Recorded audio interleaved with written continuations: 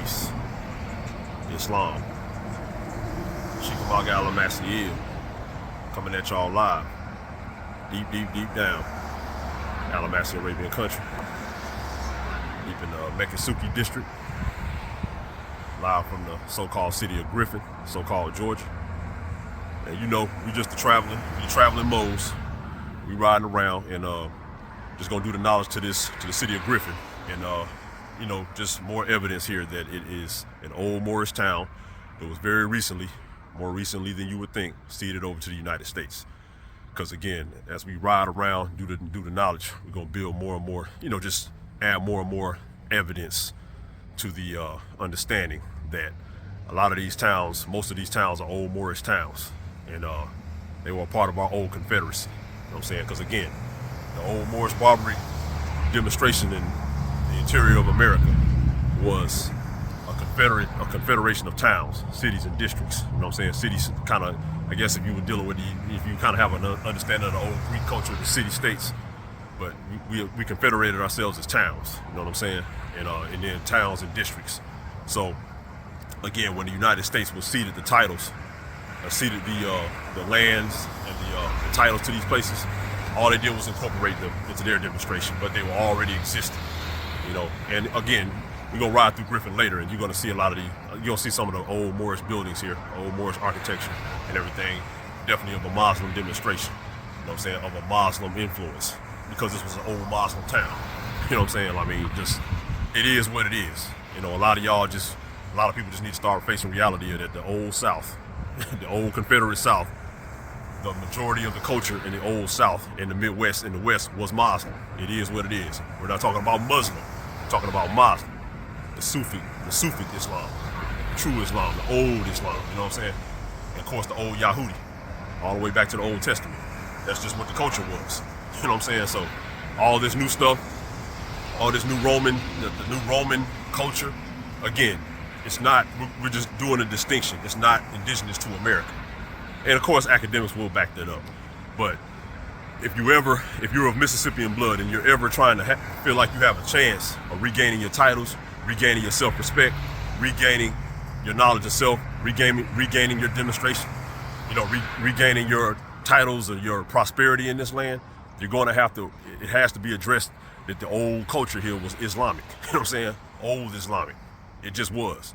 So all of these goofies that want to give y'all this so-called colorable demonstration or this black demonstration, you know what I'm saying? They're just wasting more of your time. They're wasting more of your time, draining your resources and draining your energy and keeping your hopes up. Because these people are, a lot of these people are really communist, Marxist, godless clowns. Because they don't want to address the spiritual and religious aspect of the old culture here. You know what I'm saying? Because they want, if they keep it black, they don't have to necessarily abide by, if they keep it so-called black or under the colorable demonstration that was created, it's an artificial creation, it's not real. You know what I'm saying? It's just colorable law, it's a caste system. If a lot of these scammers, phonies, and fakes who want to deal with the so-called black demonstration, if they can keep y'all dealing with that demonstration, these people don't have to be accountable. Because in the so-called black demonstration, there's really no morality. There's no religion, there's no God, there's no nothing. It's communist Marxism. It's communism and Marxism. It always was. Because they deal with the so-called black demonstration, or the Negro black colored demonstration, is a part of the industrial demonstration, the industrial agenda. They don't want to deal with the Most High. You know what I'm saying? So if you these people who are dealing with, these people who are wasting your time and have wasted your time for the last few decades, really the last 100 years, with all this colored and so-called black, so-called white nonsense, that's an industrial agenda. It has nothing to do with no religion or no God. You know what I'm saying? And these people are degenerate people. These people are degenerate bums with no morals, but they're pimps. So they're gonna want to sit there and keep stringing you along and keep hope going, talking about we're gonna get something, let's beg and cry and all this nonsense, but they don't want to give you any power. You know what I'm saying? And when you deal with your creator and you deal with a spiritual religious demonstration, that gives you power. That gives you a covenant. That gives you the God-given right to create your own society with your own laws, your own military, everything. But these so-called fake scammer clowns, preachers, all these clowns that's been in the community for the longest and dealing with this black nonsense and the Juneteenth nonsense and all that nonsense, they want to keep you in that demonstration because, again, you don't have to be held accountable to any covenants or anything like that. Any holy covenants. You know what I'm saying? They want to keep the spiritual demonstration out of it. And that's why they got beef with Moors. Don't nobody like the Moors. All these clowns, they want to keep living degenerate lives and be at the bottom, you know what I mean, and continue to be used. I guess they have a good time doing that. They don't like the Moors, because the Moors are the ones who are bringing the spiritual aspect of nationhood back, you know what I mean? And these people can't exist in that, because they don't want to be held accountable to any type of real code of conduct. Be real men and real women accountable. They want to be godless children all their damn life. And it's pathetic and it's sad. But it don't matter. You can't stop this train, the Moorish train, you know what I'm saying? We coming. We full of diesel and we coming. You on the track, you getting ran over. You know what I'm saying? You can't stop it. It's all ordained through Allah. Feel me? So anyway, the city of Griffin, it's about a good 20, 30 miles south of Atlanta. It's part of the Atlanta metropolitan area. And, if you understand the politics of Atlanta, let's discuss Atlanta real quick. Because Griffin, definitely an old Moorish town, definitely a part of the old Confederacy. But one thing about Atlanta and what's going on in Griffin, if you ride through Griffin, it's about 70% Mississippian. It's our town. It's mostly us here. You know what I'm saying? But this town has definitely been squeezed. As we've been talking about what happened after the post-1865 with the industrialization. The town of Griffin is definitely one of those towns that has been squeezed in the last 100 years or so. It's surrounded and squeezed. And the native population here economically subjugated. You know what I mean? Even to this day. Because if you ride through Griffin, you're going to see a lot of abandoned buildings, a lot of old abandoned antebellum big mansion homes, palaces that we was rocking in. You know what I'm saying? You're going to see a lot of you're going to see mills, abandoned mills, abandoned warehouses. And then if you do the knowledge to the so-called city of Griffin, you're gonna see several old Moorish buildings that have been demolished here. As most of these towns. I mean, that's the recurring theme out here. It is what it is. You know what I'm saying? These people are so full of hate. You know, these people are so demonic and so full of hate that they really was willing to go there and destroy Jerusalem. And they really don't understand what type of price they're gonna have to pay for that. But it is what it is. But anyway, the Atlanta metropolitan area, unfortunately, Atlanta in the recent years, it really goes all the way back to the so-called New South that we addressed in the last drop, dealing with Henry Grady and all that. The New South that they were developing, and Atlanta was supposed to be the center of that. So, but recently, in the last few decades, unfortunately, especially since the civil rights movement, that whole fake false demonstration, since that came through, Atlanta kind of was the hub of the new liberal communist agenda they've been trying to filter through the South. Because contrary to popular belief, even though the South was industrialized, and in the post-1865, even though the South was kind of industrialized, you had the Jim Crow and all the violence and all that stuff, the culture of the South kind of remained intact. So you still had a lot of, it still stayed pretty conservative. You know what I'm saying? It was more of a closed society, because that old Moorish Muslim spirit still is very prevalent. The frequency of it is still deep in the South, and that's why people always talk down on the South. You know what I'm saying? And really, when we say the South, we include in the old Midwest too, because the Midwest, the Ohio, Illinois, all of that was one Confederacy. You know what I'm saying? But the Confederacy had to retreat, and it really remained the most. It really retained a real deep stronghold in the culture of the South. So in the South, you still couldn't just move. You couldn't go to certain towns with these crazy lunatic liberal Roman and Catholic and all that. You couldn't just go move around the South and go to these towns with that nonsense. People would look at you crazy. Don't get me wrong. You know, one thing about the South also is it still maintained a lot of Southern hospitality and chivalry and all of that. But that's because, again, we've already been discussing that the old South was a noble culture. The nobles, the blood right heirs, the divine blood right to rule type of culture is what used to run the South and really ran all of America. But it really was deep in the South, and really all the way up until 1865. You know what I'm saying? That's why, again, the Civil War was really to dead that once and for all, that part of civilization in America, because they wanted to industrialize. And again, you can't have noble blood right heirs, noble blood right rulers, you know, controlling the technology and industry that they developed, because they're not going to share it. They're not gonna release all this technology and all this know-how and understanding for mass consumption to a bunch of clowns in other countries and all these other peasants that don't deserve it. They haven't worked or earned for anything. You know, they haven't worked or earned the right to anything. They haven't proven themselves. See, in a real meritocratic noble culture, you got to prove yourself. You have to deserve to have access to these things. In a corporate culture, anybody, you get enough money, you sell out enough or whatever, you can go buy it. That's the difference. But Atlanta has been turned into kind of a beachhead for invasion of the rest of the South, especially in the last few decades.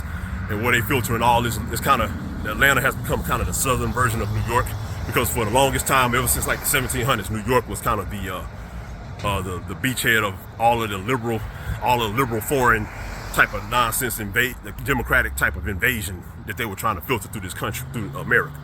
New York was that for the longest. But again, the South is kind of the final frontier, because the South is the last conservative space, along with some states in the West. But the South, the conservative culture of the South, is kind of the final frontier for this Marxist communist conquest they're trying to pull. And they've unfortunately turned Atlanta into a beachhead of that. And it has a lot to do, the way they've been able to do that, unfortunately, is because a lot of the Moorish Mississippians within Atlanta kind of fell asleep.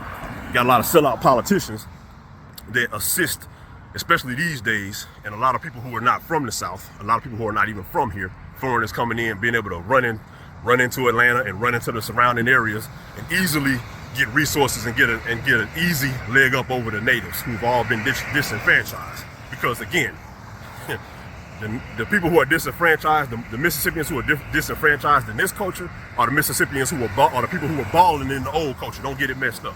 They were balling in the old culture. So of course they're going to be disenfranchised in this culture, because they're not going to be able to prosper.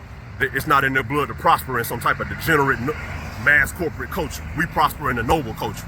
And that's why, that's why they'll run these plays about so-called people having low IQs and not being able to understand. You know what I'm saying? I guess in a degenerate, satanic type of culture, full of filth and degradation, we would seem to have low IQs in that. But when it comes to like a real natural noble culture, y'all was living in log cabins and barns and stuff like that, in caves. You know what I mean? So you can miss me with all that. Yeah, I'll have a low IQ in your degenerate, filthy, nasty culture. That's fine with me. You know what I'm saying? I'll stay with Allah. I'll stay with God. You know what I mean? You stay, you stay with Shaitan, living with filthy barn animals and all that stuff. You know what I'm saying?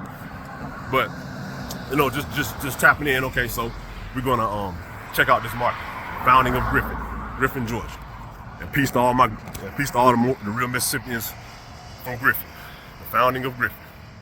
We're gonna do the timeline of Griffin, and just add to our understanding that this was an old Moorish town, very recently ceded over to the United States.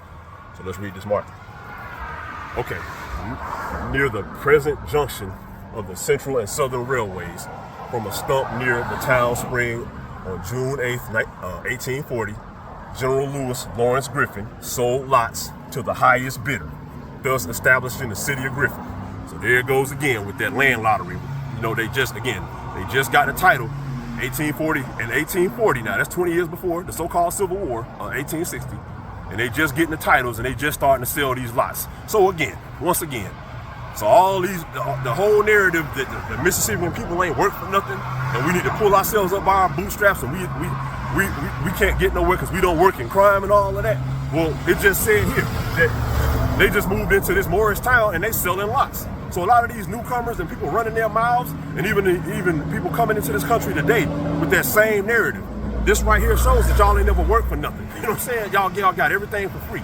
It just said he doing a land lottery. He's selling lots to people who just getting here in 1840, and they able to just get lots of businesses and buildings and land that's already developed and made. They ain't work for a damn thing. So again, if you a Mississippian, or you a Mississippian blood, and you ain't lame, and you ain't sold your soul, and if you are an ally or anybody sympathetic to the real cause, and you see somebody running their mouths about how bad the Mississippians are and they don't work for anything and they lazy and all that, man, just slap them. Man, just slap the taste out their mouth. You know what I'm saying? Because this right here and these land lotteries and all that shows that none of these other folk ain't working for a damn thing in America.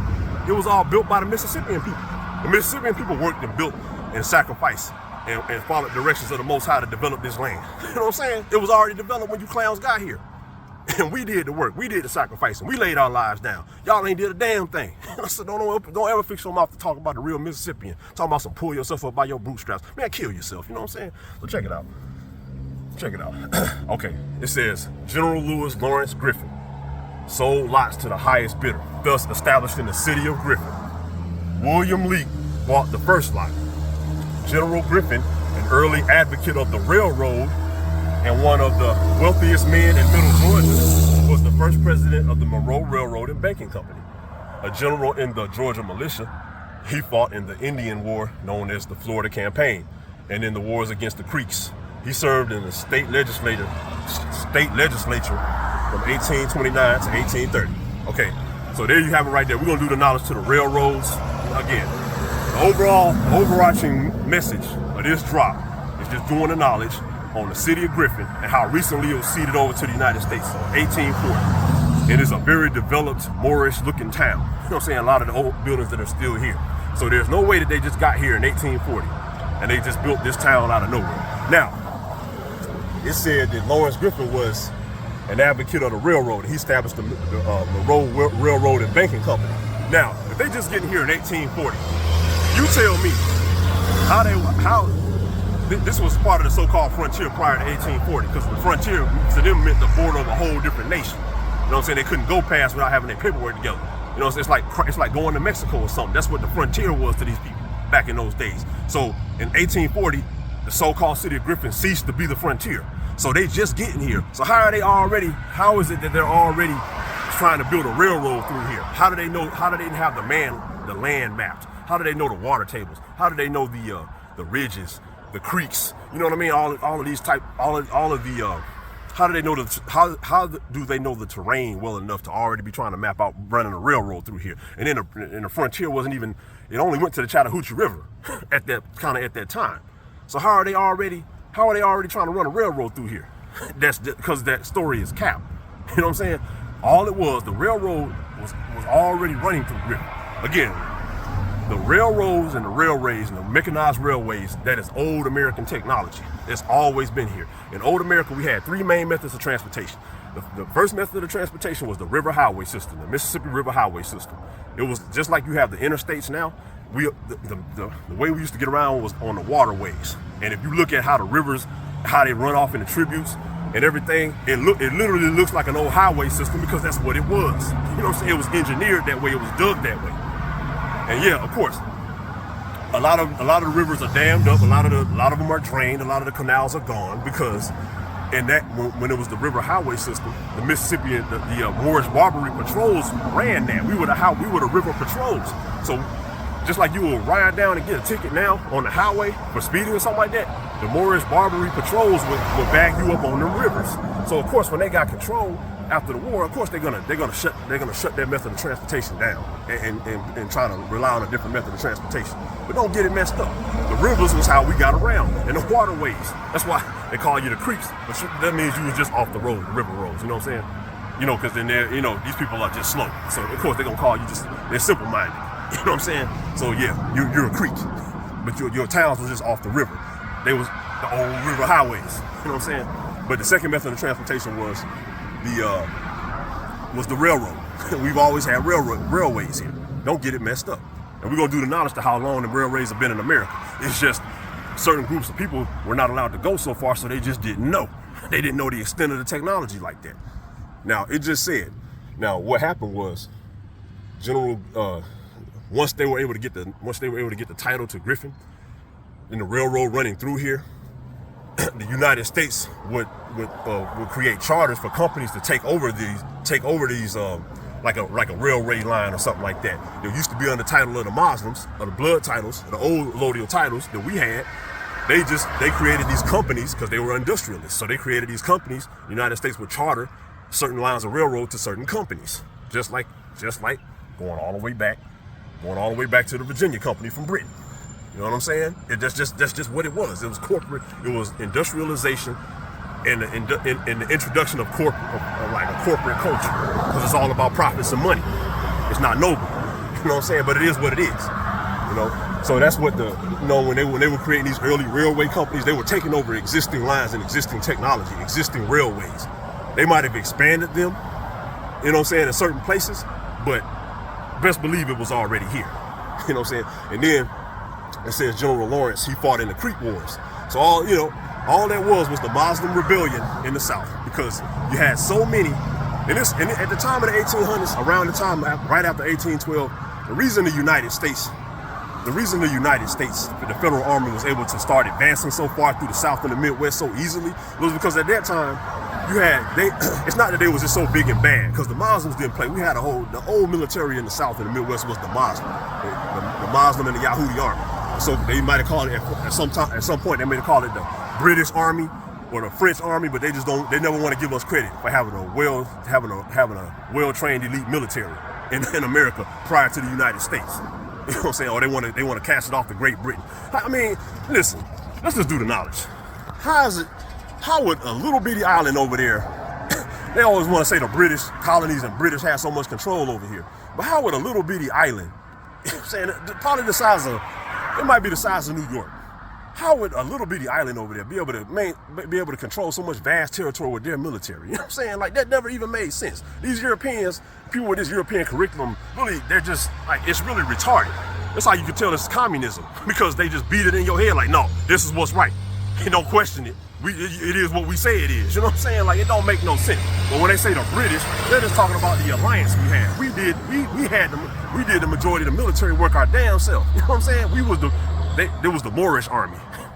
Whether the French or the British army, it was the Moorish army. You know what I'm saying? Why you think they would call them red coats? Who wear the red? You know what I'm saying? Keep it a buck, man.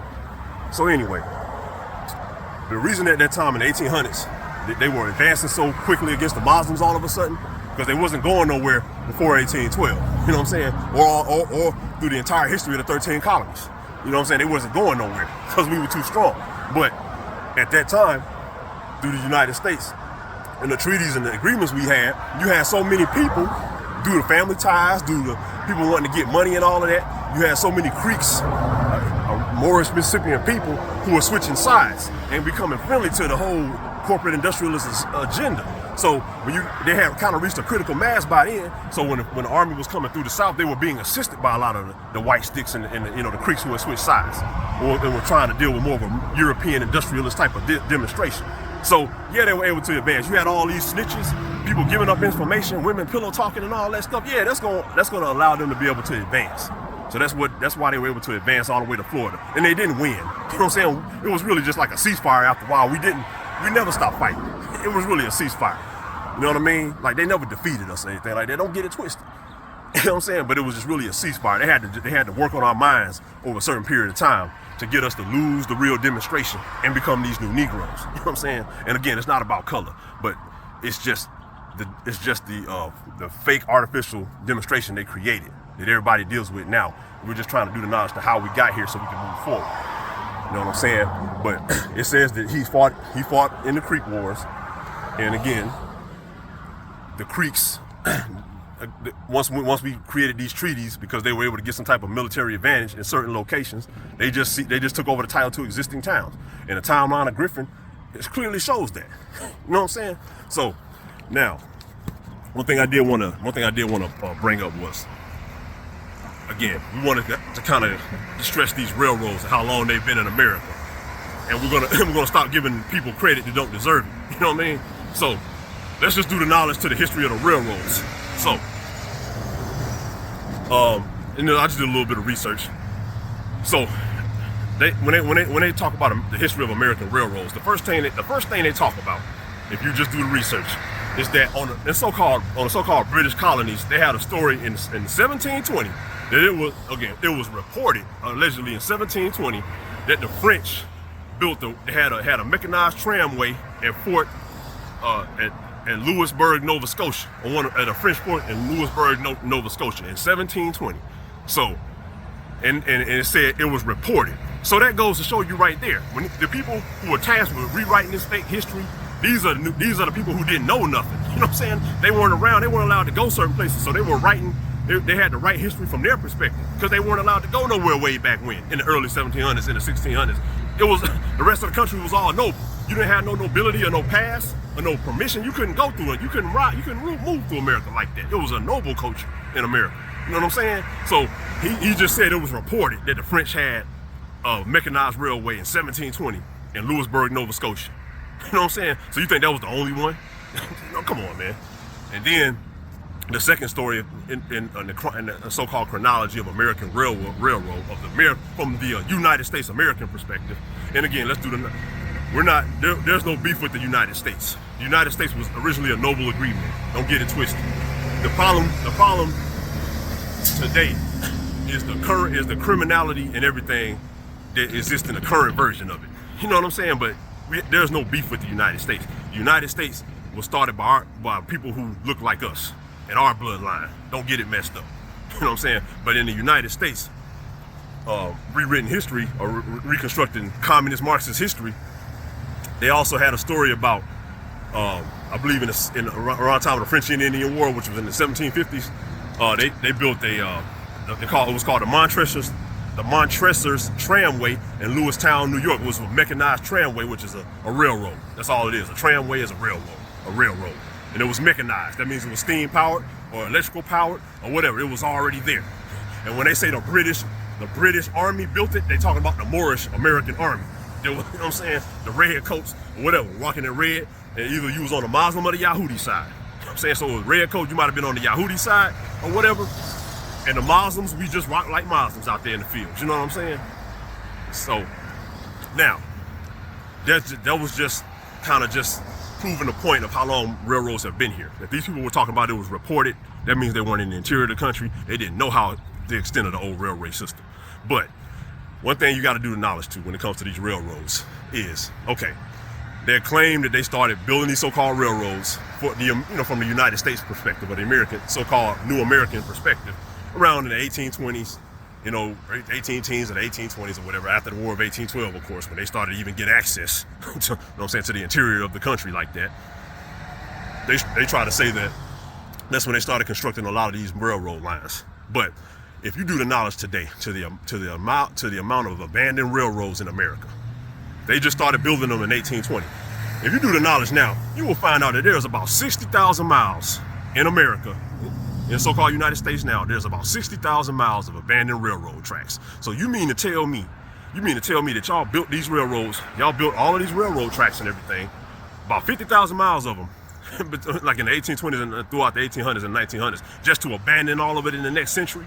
Come on, man. Now, that just goes to show again, these people got access, they surrounded towns, they took over technology, they squeezed and drained it, sold it off, and then they just left it there. And it's real sad if you travel America now, you're gonna see old mills, old factories, old buildings, old everything, just old brick buildings, old homes, all abandoned and in disrepair. Because you can tell this land was raided. You know what I'm saying? And then they just dipped and they left. That's why all these other countries are coming up, because America was raided. You know what I'm saying?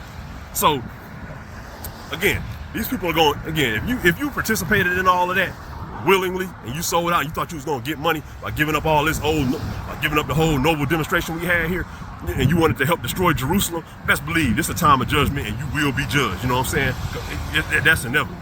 But anyway, tapping in from Griffin, peace to Griffin, and I tap back in.